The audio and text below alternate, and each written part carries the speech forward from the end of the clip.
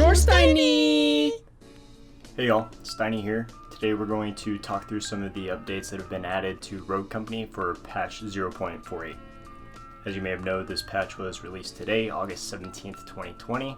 There's a lot of interesting changes in this patch, both new additions as well as updates to existing elements in Rogue Company.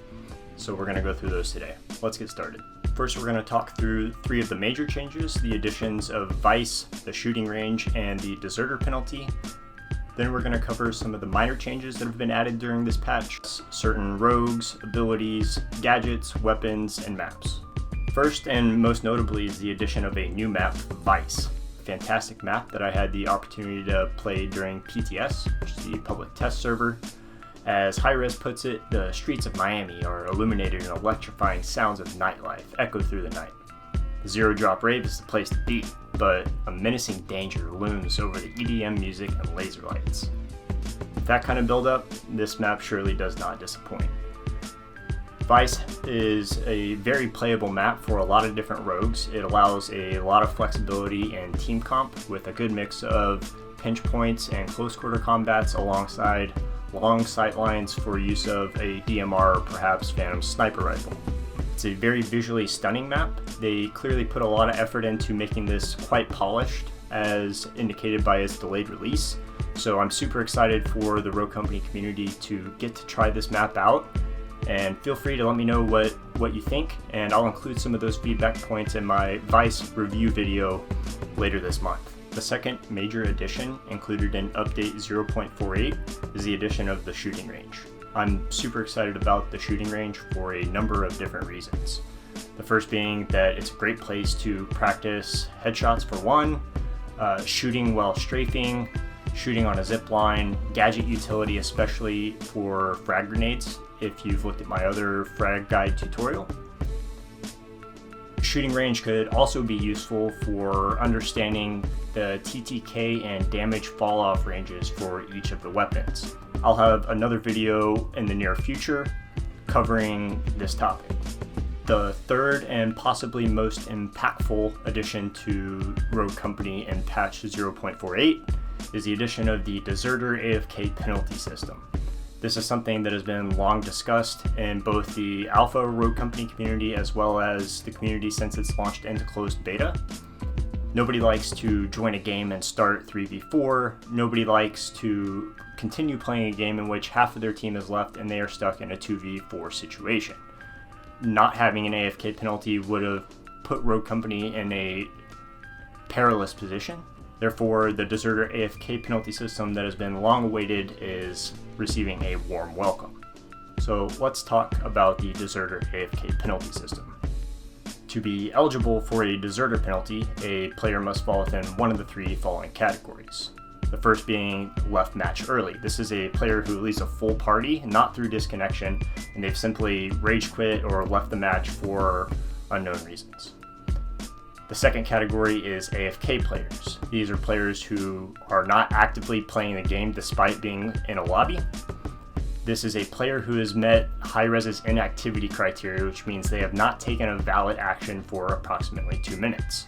While it's unclear what qualifies as a valid action, it's safe to say that if you're sitting in the same spot for 2 minutes, you may receive an AFK deserter penalty. The third category is players which have disconnected.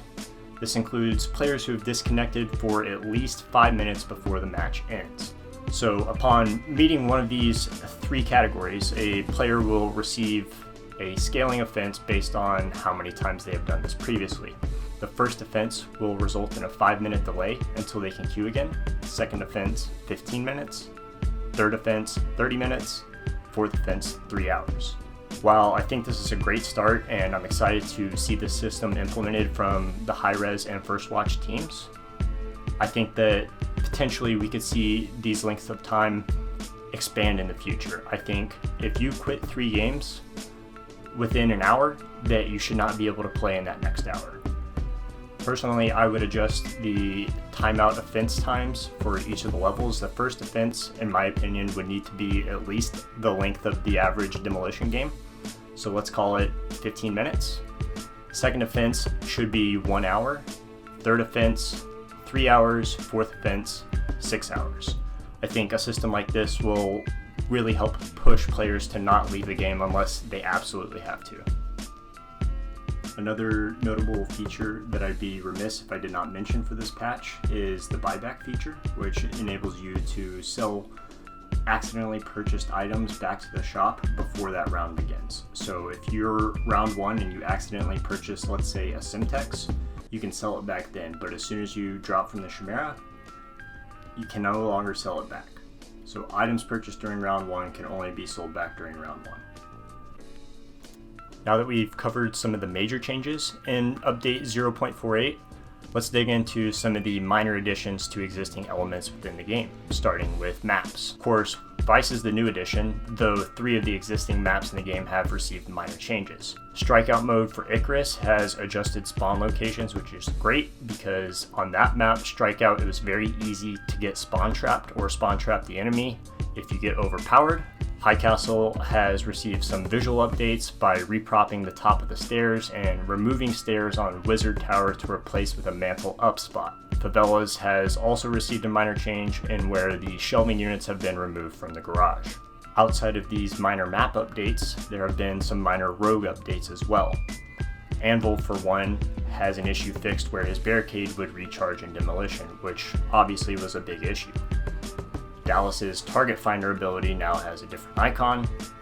Glitch now has cloaked instead of evade, which I think is a great addition as it suits his playstyle a lot better. After much discussion, Scorch has indeed received a nerf, with her ability duration being moved from 15 seconds to 10 seconds. Personally, I think 15 seconds was okay. She's very situational, only useful in close quarters combat as evidenced by her primary weapons capabilities. Vi also received a change in where her maximum health gain per tick from her passive leeching poison ability is upgraded from 1 to 2. As an aside, other rogue updates include the addition of new voice lines for Dima, Talon, as well as Ronin. Personally, I'm looking forward to these because I was not a particularly big fan of Ronin's voice lines. They're kind of lame. With the rogue updates covered, let's talk about some of the gadget updates.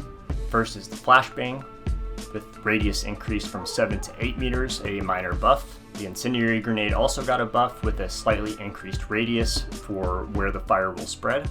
The Simtex grenade has received a huge buff, wherein the level 1 upgrade has both increased throw speed as well as increased stuck damage of 250.